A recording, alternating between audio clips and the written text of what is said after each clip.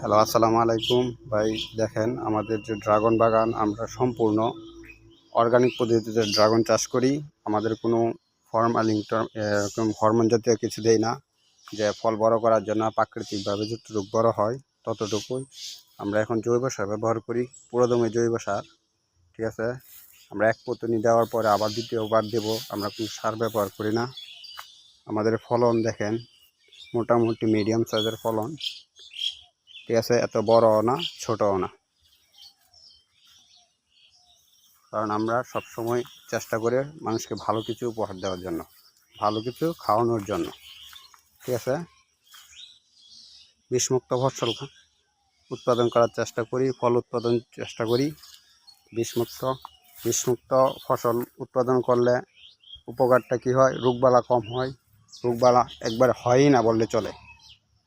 ঠিক আছে, সম্পূর্ণ অর্গানিক পদ্ধতিতে আমরা চেষ্টা করি ফলগুলাকে বড় করার জন্য। কোনো হরমোন দিই না আমরা।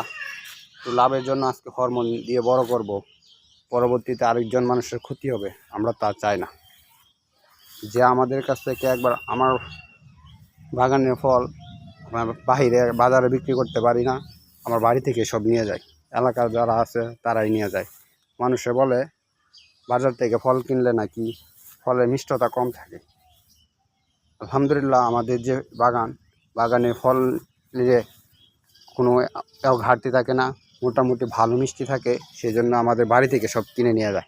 আমাদের এক বেশ যখন কাটি তখন অর্ডার থাকে, তখন তারা যখন একবার নেয় তারা আবার বলে দেয় আমাদেরকে যে আরেকবার কাটার সময় ওনাদেরকে জানানোর জন্য। আমরা এভাবেই ফলগুলা উত্তোলন করি, এভাবেই মানুষকে প্রসেস করে দিয়ে থাকি।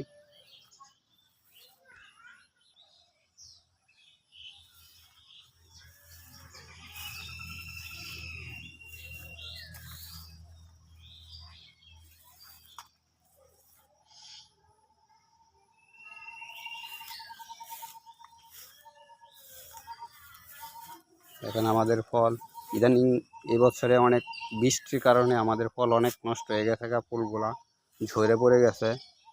আমরা যদি ওষুধ ব্যবহার করতাম তাহলে কিন্তু অনেক ফুল টেকানো যেত।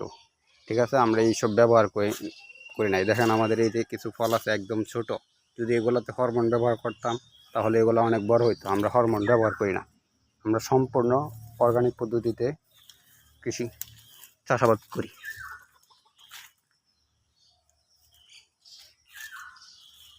এই যে দেখেন আমাদের একটা ফল গাছেই পেকে রয়েছে। ঠিক আছে,